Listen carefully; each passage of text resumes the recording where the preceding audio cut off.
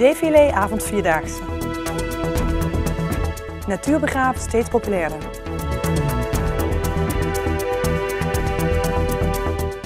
Het is vandaag 10 juni, dit is het PLMA-journaal.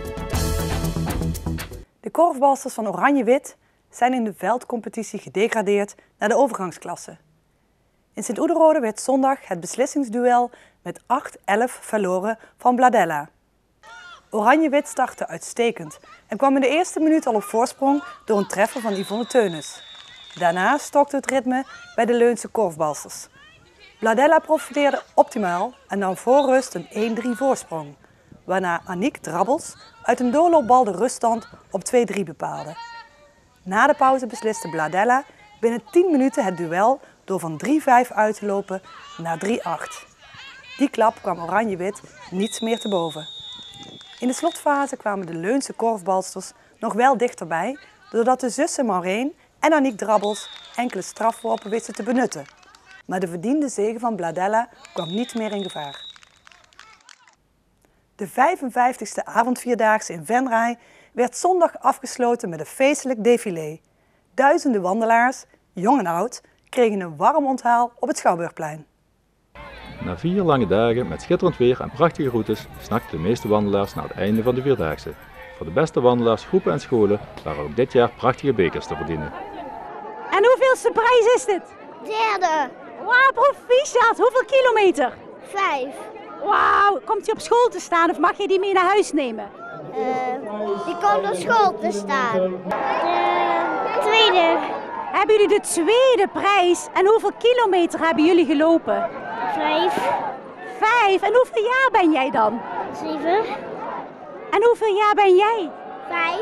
En heb jij 5 kilometer gelopen? Ja. En dan zo'n mooie beker. Ja. Fantastisch. En zo sterk.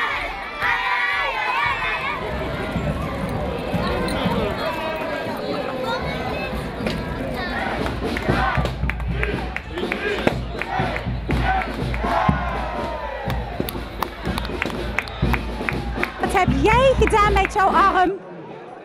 Ik ben van de rekstuk afgevallen. En heb jij toch de Vierdaagse meegelopen dan? Ja. En hoeveel kilometer heb jij gelopen? 5. 5 kilometer. En had je geen pijn? Ik had wel een beetje.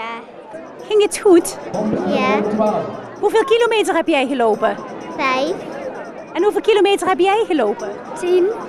Wauw. En heb je het goed kunnen volhouden? Ja. Hard gezongen?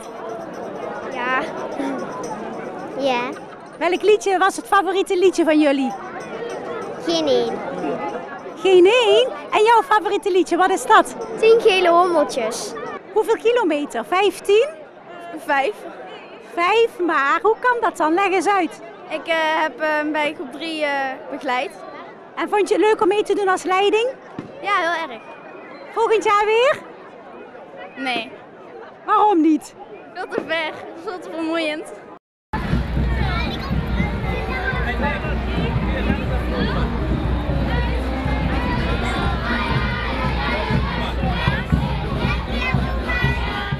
Een groep brugklasleerlingen van het Rijland College liep mee voor het goede doel. Kika. Nou, we hebben via sponsorformulieren Dat was het wat de 10 kilometer betreft en ook voor hun geld, voor de groepen die geen prijs hebben. En toen hebben we ook nog met de collectebus zijn we rondgegaan. We gaan verder En, met de laatste afstand, dat is de daar 15 hebben we heel veel mee kilometer. opgehaald. En hoeveel geld hebben jullie al opgehaald? Nou, we denken zoiets rond de €700. Tweede prijs. Band nummer 189, uitbreiding van de school wat de representatieve gedeelte betreft. Ja. Die prijzenklassen moeten klein zijn allemaal. Ruim 2600 deelnemers deden dit jaar mee aan de avondvierdaagse. Ik ben echt heel erg tevreden. Ik kijk met goed gevoel terug op feestelijke avondvierdaagse.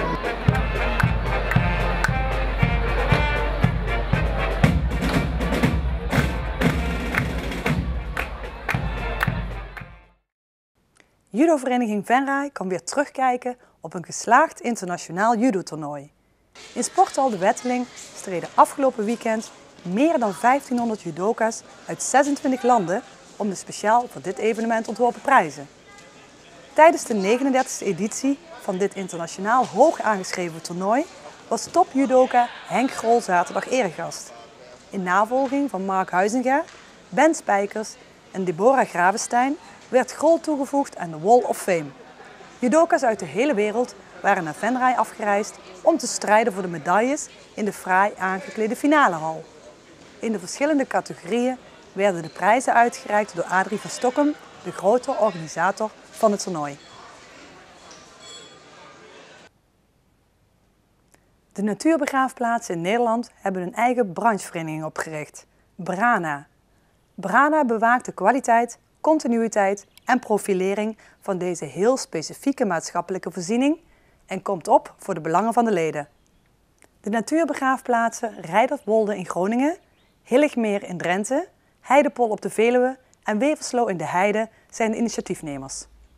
Eigenaar G. Peterink van Natuurbegraafplaats Weverslo is voorzitter en tevens woordvoerder voor de nieuwe branchevereniging. BRANA, Branchevereniging Natuurbegraafplaatsen Nederland, is opgericht omdat de beheerders van een aantal natuurbegraafplaatsen in Nederland het heel belangrijk vinden dat de natuur goed beheerd blijft op deze begraafplaatsen. Natuurbegraven is begraven in de natuur, maar natuurbeheer staat toch voorop. En wij maken ons sterk om die kwaliteit van de natuur ook voor de verre toekomst te borgen. Natuurbegraven wordt steeds populairder. We krijgen heel veel vragen om informatie. Het aantal begravingen gaat gestaag door. Maar vooral mensen die zich informeren, oriënteren, omdat ze soms voor de eerste keer kennis maken met dit fenomeen, die komen hier een kijkje nemen. Weverslo trekt bezoekers uit het hele land. Weverslo is niet alleen voor Venray of Heide. Natuurlijk is iedereen hier welkom, maar ze komen echt uit het hele land. Wel met een concentratie, laten we zeggen, de as Eindhoven-Nijmegen. Maar we hebben toch begravingen gehad uit Leiden en uit Zutphen en Utrecht, om er eens wat te noemen. En heb je nog een wens voor deze begraafplaats? Wensen genoeg. Voor de komende jaren gaat vooral om dat wij het natuurplan wat we hebben, stap voor stap kunnen realiseren. En wat ik nu al mooi vind, en ik hoop dat zich dat verder zal ontwikkelen, dat de mensen die hier een grafrecht of een grafplek hebben gereserveerd of gekozen, dat die betrokken zijn en betrokken blijven bij het natuurbeheer. We zien dat nu al, dat als wij hier activiteiten hebben, dan komen mensen soms helpen. We hebben een beplantingsplan gemaakt nu voor de bodembegroeiing en dat gaan we in het komende najaar samen met die mensen uitvoeren. En zo zijn we met z'n allen verantwoordelijk en betrokken bij het natuurbeheer. Tot zover dit Pilemaasjournaal. Tips kunt u mailen naar de redactie. Deze uitzending wordt herhaald tot dinsdag 12 uur 's middags. Het eerstvolgende nieuwe journaal is dinsdagavond. Weer of geen weer, bij ons is het altijd vakantieweer. Vannacht blijft het droog en wordt het 7 graden. In de middag stijgt het kwik naar 23 graden en wordt het ondanks wat stapelwolken lekker warm. Er staat een zwak briesje. Dankjewel voor het kijken en heel graag tot morgen.